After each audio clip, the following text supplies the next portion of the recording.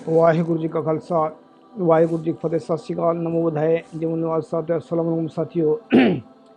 Voice of मानवता news channel पर आप सभी का स्वागत है। मैं मेघराज सिंह अमेरिका से। साथियों, आप सभी जानते हैं उठाते हैं गरीबों की आवाज़, मजलूमों की आवाज़, जिनकी कोई आवाज़ नहीं उठाता उसकी वॉइस ऑफ मानवता उठाता है। तो साथियों, बहुत आजकल देखते हैं कि भारत में जो हालात चल रहे हैं इस पर टॉपिक बात करेंगे। जो हमारा प्रोग्राम जो है ये सत्य धर्म चलता है, जिसमें सच्ची बातें करते हैं, ईमानदारी की बातें करते हैं, कोई फेक नहीं होता है इसमें। तो हमारा यूट्यूब चैनल है, इस पर अगर उसमें ज्वाइन करना चाहते हैं तो हमारा यूट्यूब चैनल इसमें करे $2 से शुरू है, करे 3 कैटेगरी रखे हैं। $2-3 से शुरू है और $7 है और एक $25 है। अगर कोई ज्वाइन करना चाहता है तो आप ज्वाइन कर सकते हैं। तो हम बात करेंगे आज कि मणिपुर के अंदर जैसी घटना घटी है ऐसी भविष्य में ना घटे कभी ज़िंदगी में, तो भारतवासी क्या करें।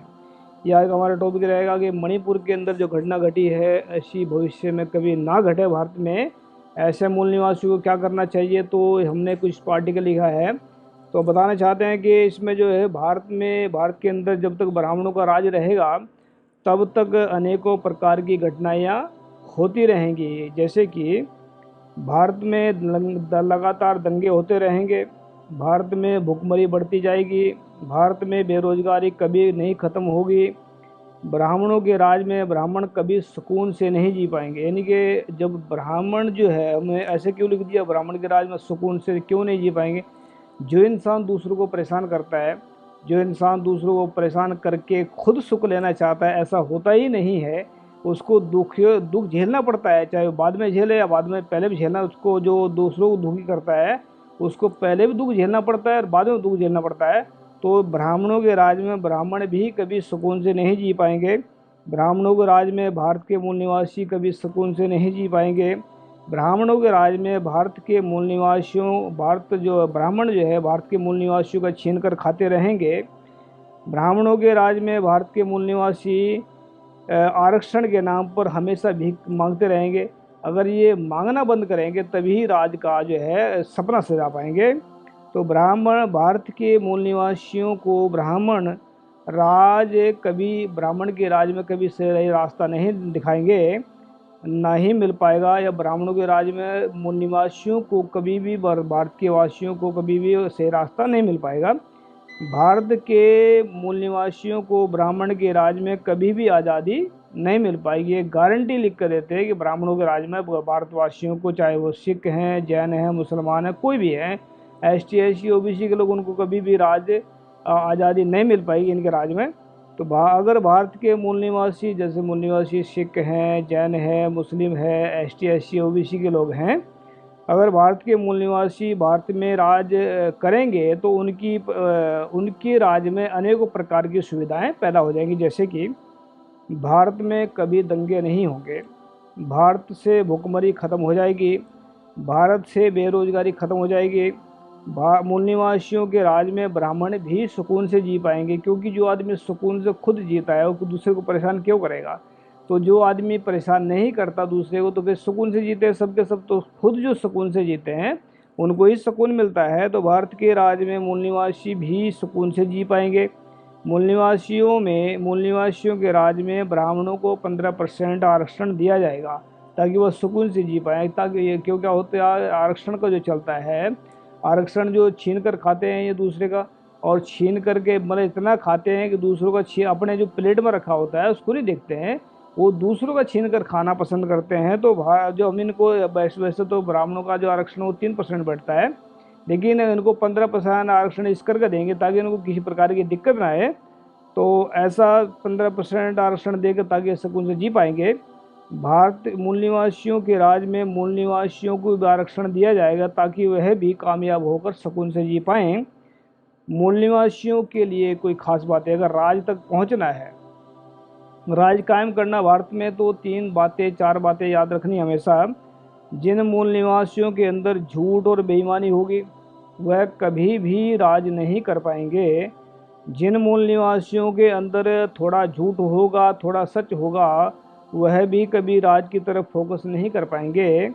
जिन मूल निवासियों के अंदर सच और ईमानदारी होगी वही राज की तरफ फोकस कर पाएंगे।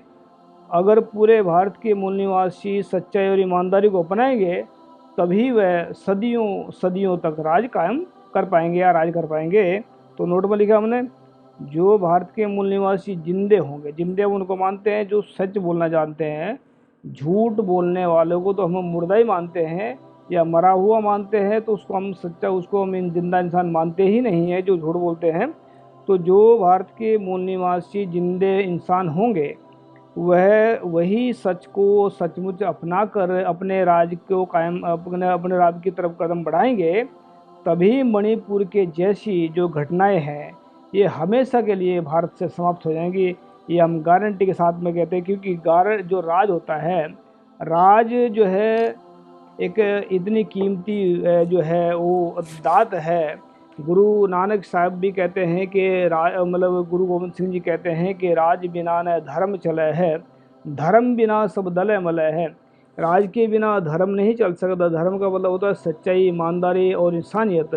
अगर इंसानियत धर्म है तभी इंसानियत बचेगी, अगर धर्म है तभी सच्चाई और ईमानदारी बचेगी। अगर सच है, अगर राज है, तब राज है तो सब कुछ है, राज नहीं तो कुछ भी नहीं है। तो राज के बिना जब तक मूल निवासी अपना राज कायम नहीं करेंगे, तब तक भारतवासियों को हमेशा के लिए ऐसे गुलाम बनकर रहना पड़ेगा।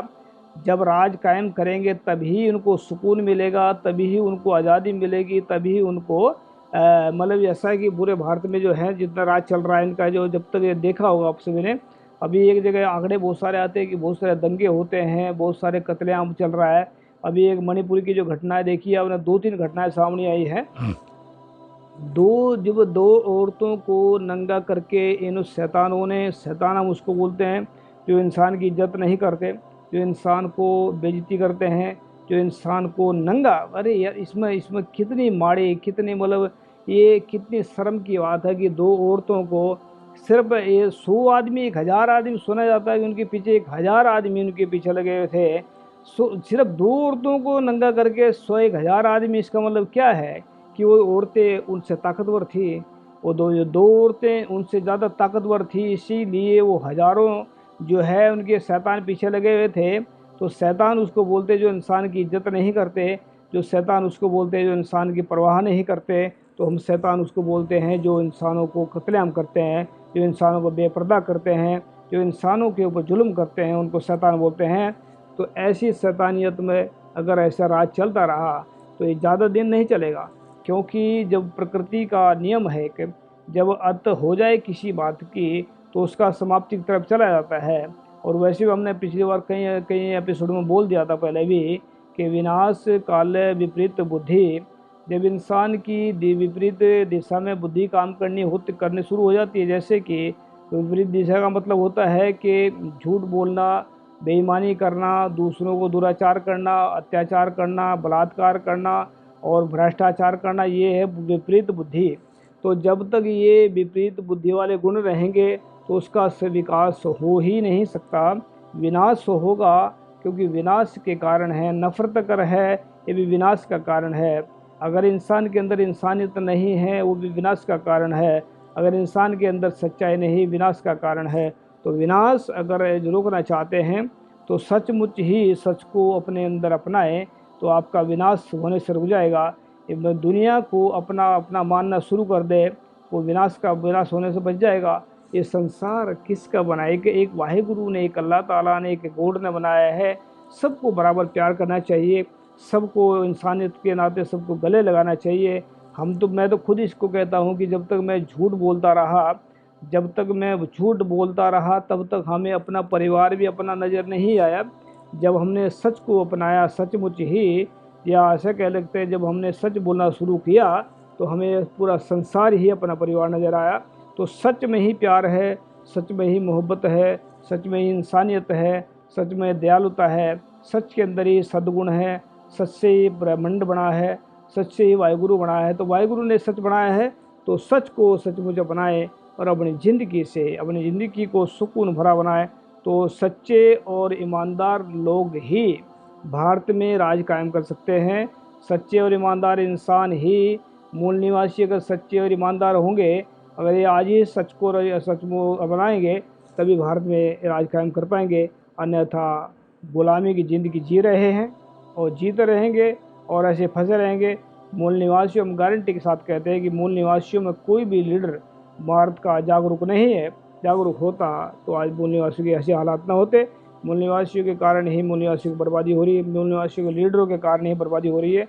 तो हम चाहते हैं कि सही रास्ते पर जाएँ और अपना राज कायम करें। ये लीडरों को अगर एक साथ इकट्ठा करके एक बयान भी दे दें, अगर जितने भारत के मूल निवासी लीडर हैं अगर एक साथ इकट्ठे होकर के बयान दे दें कि अगर भारत में दंगे हुए तो दंगे करने वालों की पिटाई होगी, तो एक कोई भी दंगा नहीं हो पाएगा। तो याद रखिए, जब अगर कुछ ताकत दिखाना चाहते हैं तो एकता के मंच पर आ जाएं और अपने आप को संभालें, अपने आप में अपनी बात रखें सामने। किसी को मारने के लिए डंडा नहीं उठाना, हाँ अपनी जान बचाने के लिए उठाना है। अगर कोई डाक घर पे वार करता है तो उसको रोकना भी है। ऐसा नहीं है कि मार खानी है किसी से, ऐसा नहीं गांधी वाला जो मुंह है कि एक थप्पड़ मारा दूसरा के कर दो, ऐसा नहीं है। डंडे का जवाब डंडे से दो, बंदूक का जवाब बंदूक से दो। अगर हाँ किसी को रखो, अपने पास हथियार रखो। हथियार बहुत ज़रूरी होते हैं सच्चे इंसान के पास में, किसी को मारने के लिए नहीं, अपनी जान बचाने के लिए, ताकि कोई अगर शैतान हथियार लेकर आता है उसको सबक सिखाया जा सके, उसको जो है लगाया जा सके।